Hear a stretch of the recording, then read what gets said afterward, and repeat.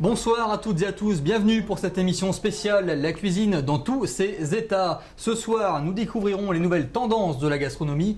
Nous sommes infiltrés dans un restaurant insolite sur un arbre perché. Vous allez tout comprendre dans un instant. Et puis on parlera du boom des camions cuisine. Notre invité sera Laurent Mariotte, le présentateur de Petits Plats en équilibre sur TF1. Et pour finir l'émission, nous avons lancé un défi de taille au chef Gilles Bello, celui de réaliser un repas pour étudiants pour moins de 10 €. De quoi éviter la malbouffe. Mais tout de suite, je vous propose de passer à table.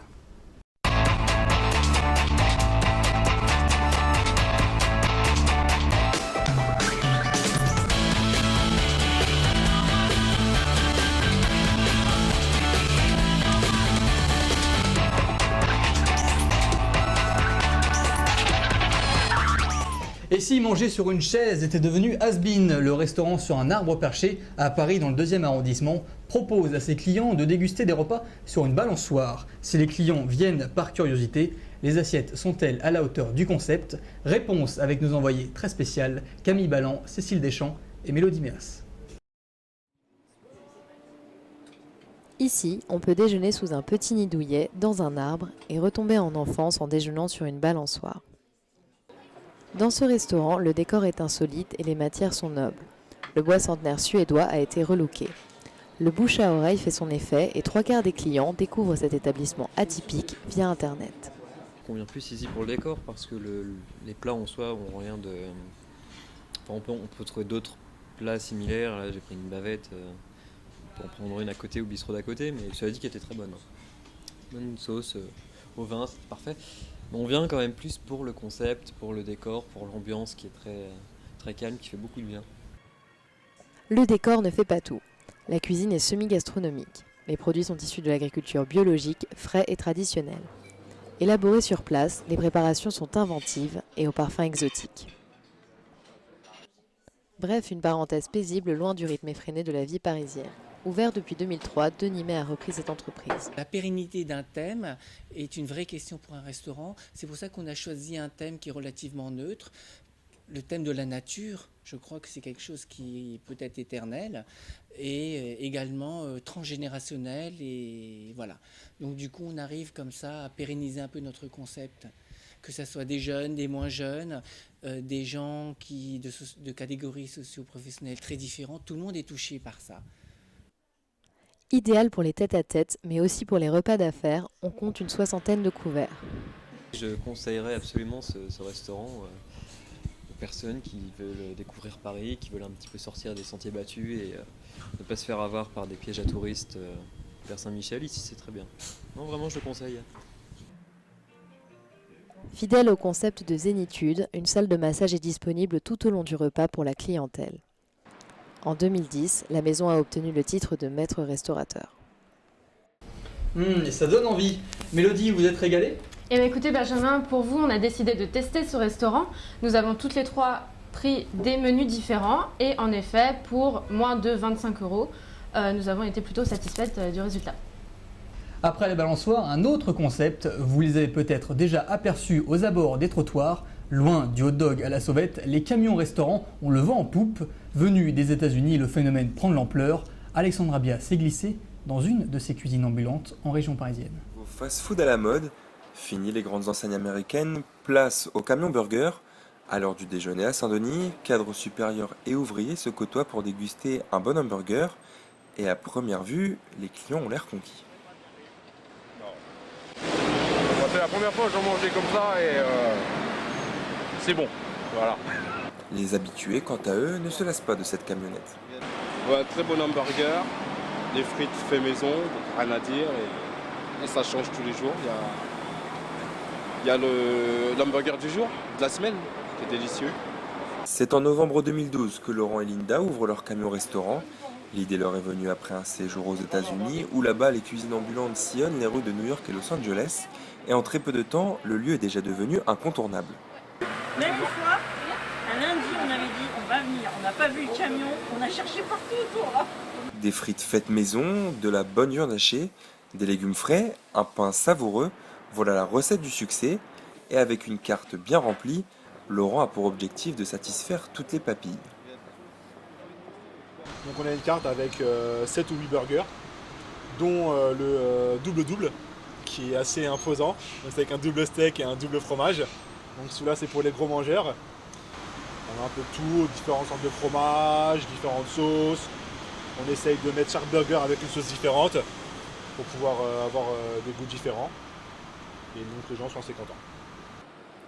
Ici, les prix sont moins chers qu'ailleurs, car une camionnette, c'est moins de charges qu'un restaurant classique. Et les clients l'ont bien compris, en moyenne, c'est 70 personnes qui déjeunent chaque midi chez le jeune couple. Comme le New York à Paris, des dizaines de camionnettes commencent à envahir la capitale avec des menus divers et variés. On assiste aujourd'hui à une véritable révolution chez les Français dans la façon de consommer. Pour Laurent et sa femme, ils se rendront avec leur camion à la foire de Paris du 30 avril au 12 mai prochain. L'occasion pour vous de déguster l'un de leurs savoureux burgers. Tous les midis, il apporte son grain de sel sur TF1. Laurent Mariotte présente Petit Plat en équilibre. Et ce soir, il nous rejoint pour parler cuisine. Bonsoir Laurent. Bonsoir Benjamin. Comment ça va? Très bien. Écoutez, merci d'avoir accepté notre invitation. C'est gentil, le cadre est sympathique, les chips de légumes sont très bonnes, donc on reviendra. Parfait.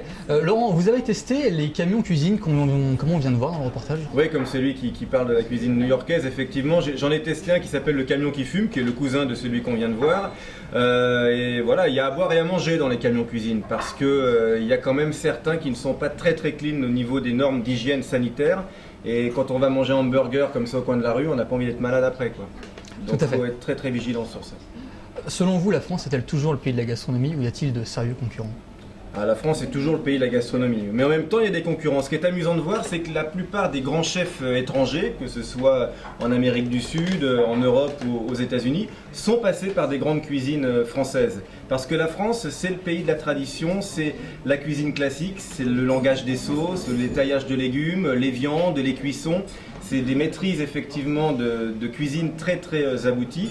Donc on a quand même un vrai savoir-faire de base. Après, il ne faut pas s'endormir sur ses lauriers et il faut effectivement se remettre en question parce qu'en Europe du Nord, on a quand même plusieurs restaurants qui sont classés dans la meilleure catégorie des restaurants du monde qui sont là-haut au Danemark. Donc d'autres jeunes cuisiniers qui sont passés par chez nous ont après imprimé leur marque et effectivement on a tendance parfois en France à penser qu'on est les meilleurs. Ça c'est un peu notre côté... on fanfaronne, c'est le coq, mais voilà, aujourd'hui la cuisine elle est mondiale, il y a de la fusion, on prend des échanges de culture, mais voilà, on a une base qui est quand même très très solide. La France reste le premier pays de la gastronomie. Justement, les émissions et concours culinaires cartonnent en France. Quelle est pour vous la recette du succès? La recette du succès de ces émissions effectivement de cuisine, alors il y a tout, il y a des émissions où on est là pour rendre service et donner des recettes, d'autres où on est vraiment dans de la télé-réalité culinaire. La recette, c'est que les gens ont envie de s'approprier justement des recettes pour les refaire à la maison. C'est la crise, ça coûte moins cher de faire la cuisine soi-même à la maison, faut pas l'oublier. Et la cuisine, c'est une valeur refuge, parce que quand on est chez soi et qu'on cuisine, mais même des choses très simples, comme je le montre dans mes émissions, c'est quelque chose de valorisant. On va créer quelque chose, on est en confiance, on fait quelque chose pour soi, pour se faire plaisir, et en même temps, on va faire plaisir à ceux qu'on aime. C'est ça la cuisine, tout simplement. Donc en temps de crise, où le monde extérieur, que ce soit politique, environnemental, social, est dur, la cuisine, comme j'aime le dire, c'est une bulle, quoi. On coucoune un petit peu en cuisinant, et on transforme et on fait quelque chose de valorisant. Ça donne confiance. Vous cuisinez un peu, non ? Pas trop. Non, alors cuisinez un peu, vous allez voir, vous allez prendre du plaisir et c'est comme un sport, ça fait du bien après. Je vais vous regarder tous les midis dans Petit Plat en équilibre, tous les midis sur TF1. Vous le retrouverez même en replay sur tf1news.fr. Dernière question, Laurent, pour finir cette petite interview. Vous êtes plutôt cuisine tendance ou traditionnelle ? Je pense que je suis plutôt cuisine traditionnelle. Quel type de repas? Alors j'adore les plats de copains, les plats mijotés par exemple, là c'est le printemps, un bon navarin d'agneau avec des petits légumes de printemps, des carottes nouvelles, des navets, des petits pois, des asperges, j'adore les risottos.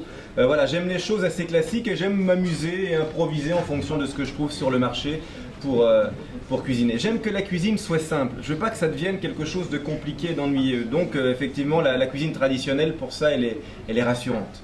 Très bien, donc la cuisine pour se faire plaisir, c'est le mot de la fin. Merci Laurent Mariotte. Je rappelle que vous êtes tous les midis sur TF1 avec Petit Plat en équilibre. Eh ben je reprends une petite chips alors. Allez-y, faites-vous plaisir. Et vous, êtes-vous plutôt cuisine tendance ou traditionnelle? Paul Vinet et Florent Dussidour vous ont posé la question, regardez.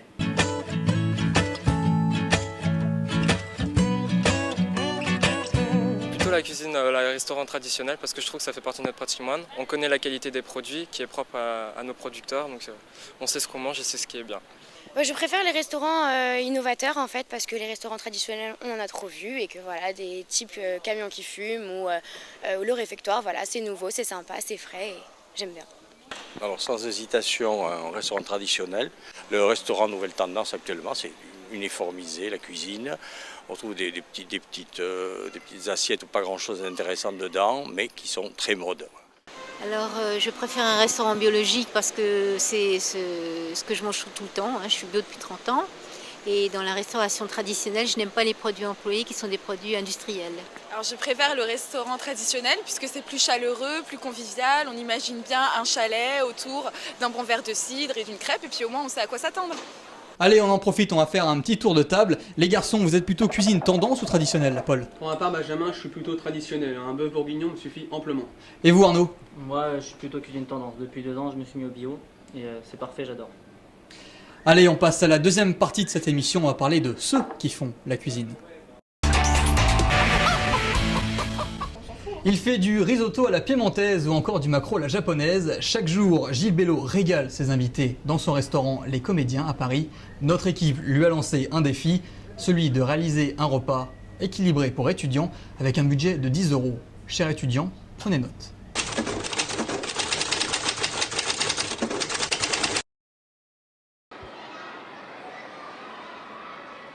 Bonjour, bienvenue au restaurant Les Comédiens, je suis Gilles Bello, le chef de cuisine. On va relever le défi, on y va. On est parti sur l'idée du filet de poulet fermier que l'on va faire sauter à la thaïlandaise.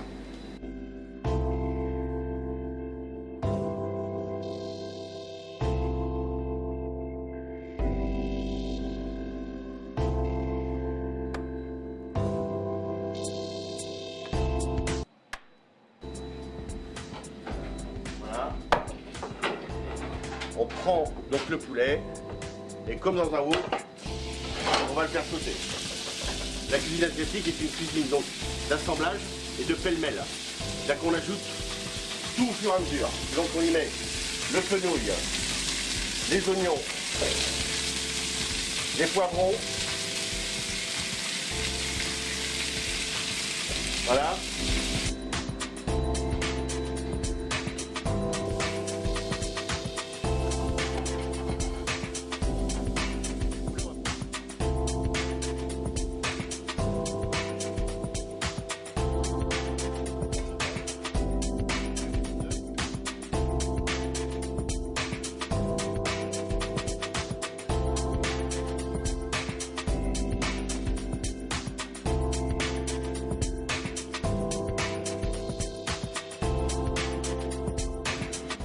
Donc réalisation et le temps, 5 minutes pour préparer ce plat et le tout pour 10 €.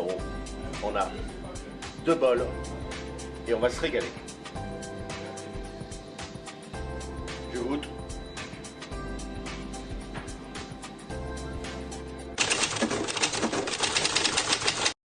Ah, il est fort ce Gilles Bello.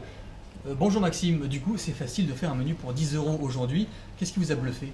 Ce qui m'a bluffé, Benjamin, c'est surtout la rapidité avec laquelle il a réalisé notre plat.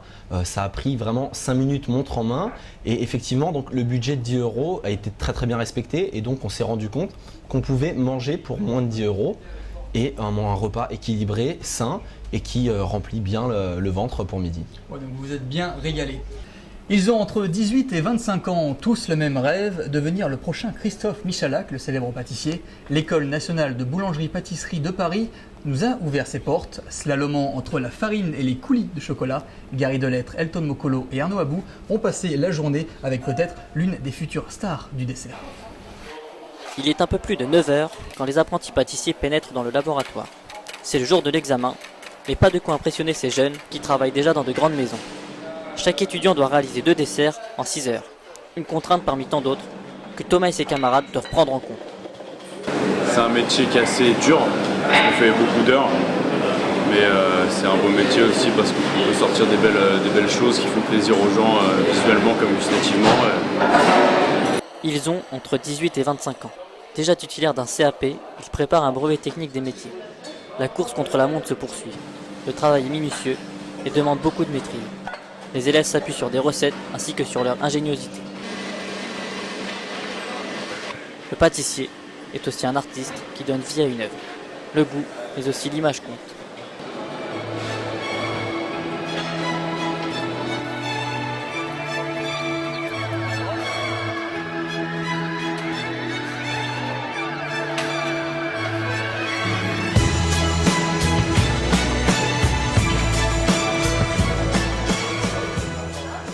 C'est une pâtisserie qui est dans l'air du temps, on s'attache beaucoup à l'esthétisme, on privilégie d'abord le visuel, il faut savoir que 95% de la vente se situe d'abord dans le visuel et après dans le goût.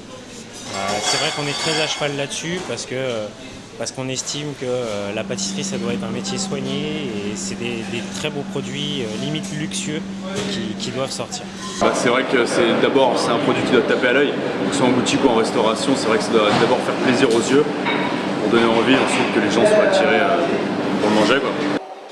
Les 6 heures sont désormais terminées, tous les gâteaux sont présentés aux formateurs. Certains ont misé sur des gâteaux traditionnels, millefeuille, charlotte ou encore tartelette, mais c'est celui de Denis qui a tapé dans l'œil de l'examinateur.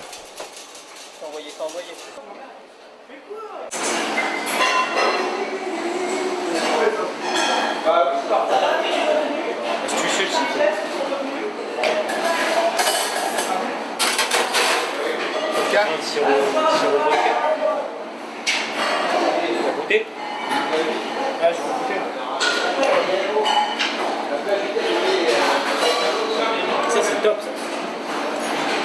Ouais, là ouais. Là c'est une belle assiette. Ça c'est une belle assiette. Denis et ses camarades connaîtront leurs notes très bientôt. En attendant, les 11 étudiants rêvent d'ouvrir leur propre établissement d'ici quelques mois. Car ils le savent bien, le bien manger aura toujours de l'avenir. Si vous manquez d'idées de sortie en famille, la solution pourrait provenir de l'atelier Guy Martin. Cet établissement propose depuis 2008 des cours de cuisine à Paris. Nos journalistes Océane Chavardès et Fanta Keita ont mis la main à la pâte. Le mercredi, à l'atelier Guy Martin, c'est cours de cuisine en famille. Il est 11h05, le cours peut enfin commencer. Au menu aujourd'hui, asperges blanches, papillotes de légumes et volailles. Et pour le dessert, un moelleux au chocolat. Les grands donnent un coup de main aux plus petits et leur montrent des techniques de base. Pour l'un des participants, c'est une activité qu'il voulait partager avec sa petite sœur de 9 ans.